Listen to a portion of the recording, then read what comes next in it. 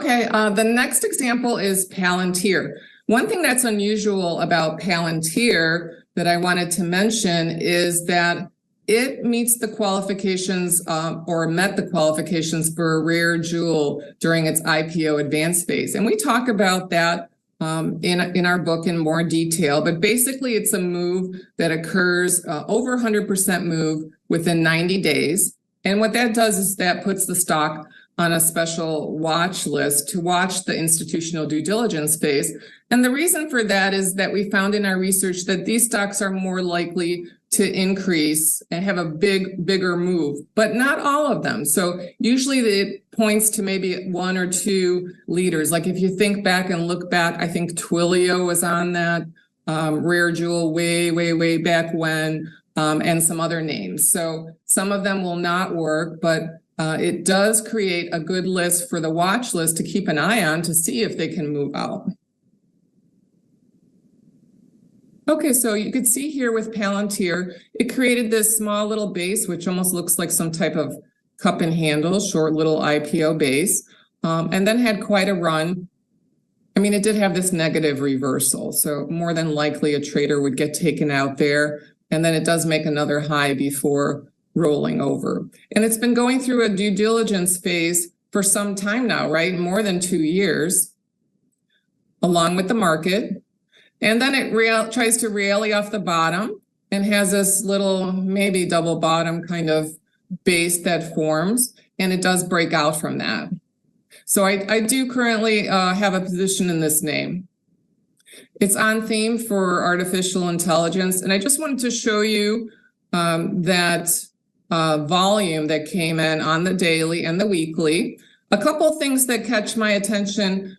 First, it's on theme, which is a strong theme, the artificial intelligence. And also, it stages a very strong gap on earnings. So on May 9th, it had a powerful move over 23% and 562% gain in volume. So typically, some institutions are starting to take notice when you see that kind of accumulation. And if you look at the weekly, this is the weekly chart, you can see the number of weeks. Of course, here it's extended now. And I'm not sure if you could see this on the weekly. If you look very closely here, there's a line where there are some pretty tight closes in there weekly. So that always catches my attention before this kind of final shakeout, before the breakout. Yeah, excellent. And for my next question, I'm sorry, I'm going to have you go back in your slides here. Would you be able to go back to the PLTR daily chart? It was maybe slide 15 or so in there. And as you go there, my question is, would you be able to walk through kind of the price and volume characteristics that you're watching within that IPO base? Because it was a really nice, clean example, if I remember correctly. So PLTR back in the IPO base, not this is great too. Yeah, no worries.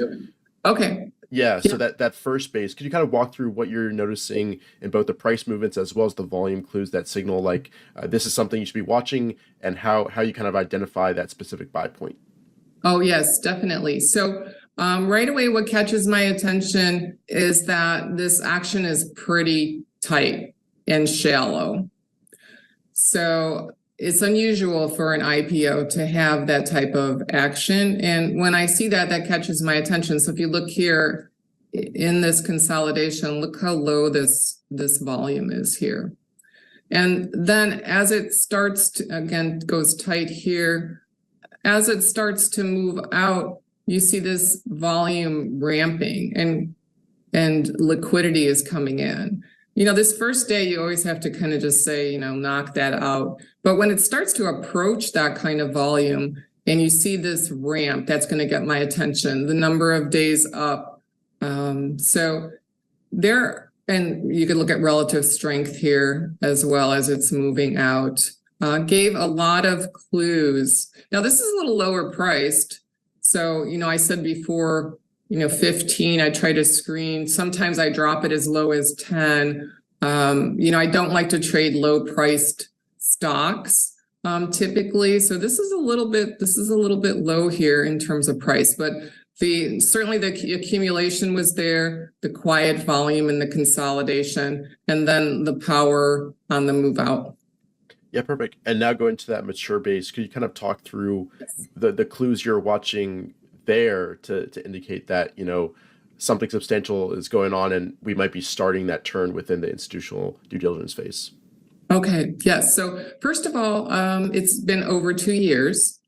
It's not this correction's huge, and if there wasn't a bear market, I wouldn't like this correction, right? I mean, I still don't like it, but it's basically following the market, right? And it's going through a due diligence phase. So that's something that I take note of. What's the market environment while the name is doing this? And then here's the daily and here's the weekly. So let's go to that. What gets my attention is it shows some power right away, can't get moving, but as it's consolidating, again, it's going quieter. And then I talked more about the super gaps in the IPO masterclass. But one of the things I watch for is a huge gap on earnings. So, and what's the catalyst for that? Like what's the surprise? What's the news? And then what's the reaction? And here you have a super positive reaction to earnings, and you have the volume come in. So that's important. The size of the move and the volume. And then it holds it pretty well right after the gap. So it never breaches the gap day low. It holds the move and then starts to follow through. So when I see that follow through, that's a positive.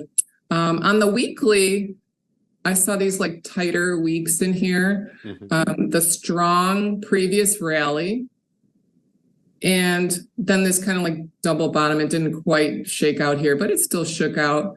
It went tight. And then the power of the volume on the breakout. And then I also like to look for, not that it's just buyable at that moment, but if you see 5, 6, 7 weeks up in a row closing, and it's early in the process, it doesn't always, but sometimes that signals a leader, and it may need to consolidate before it starts moving again. But I always take notice of particularly 6 or more consecutive weeks up in a row. And when I'm looking at daily too, I'm looking for consecutive daily days up. So it just kind of shows the demand. Now, one of the things here, let's go back here.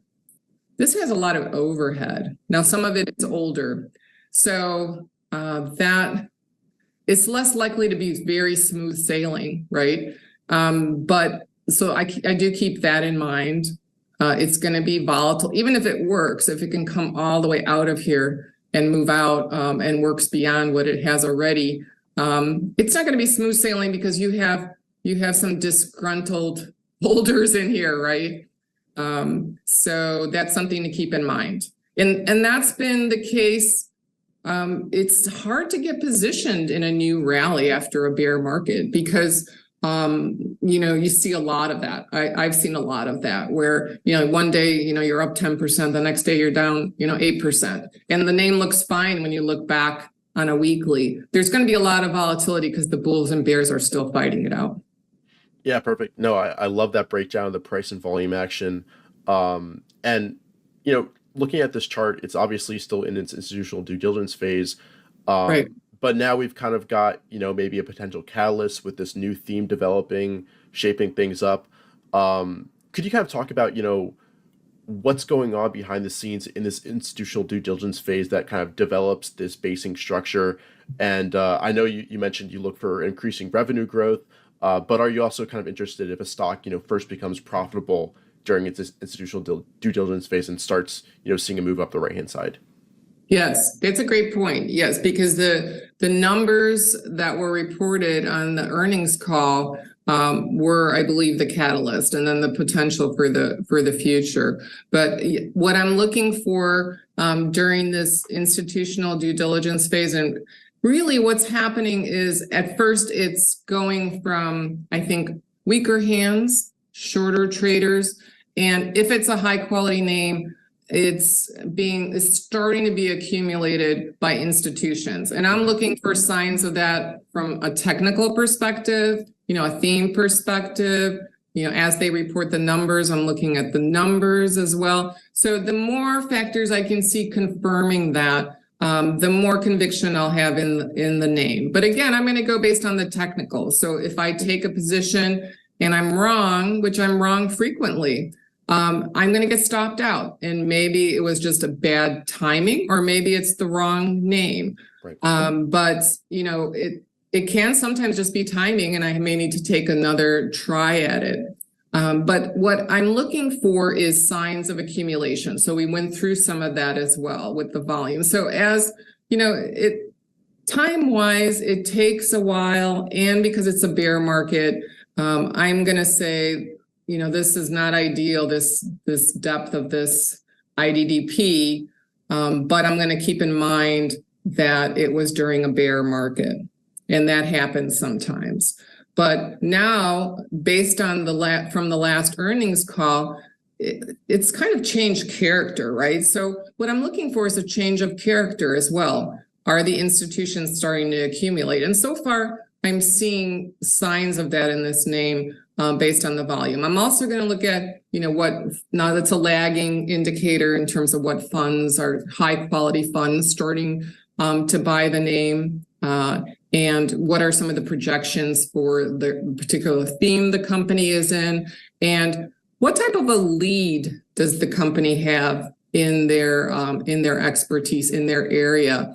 And as you know, I'm trying to get a sense for initially how far ahead of the competition, in this case, is Palantir in the AI space. So all of those factor in to my decisions, and those are some of the things I look for in the phase.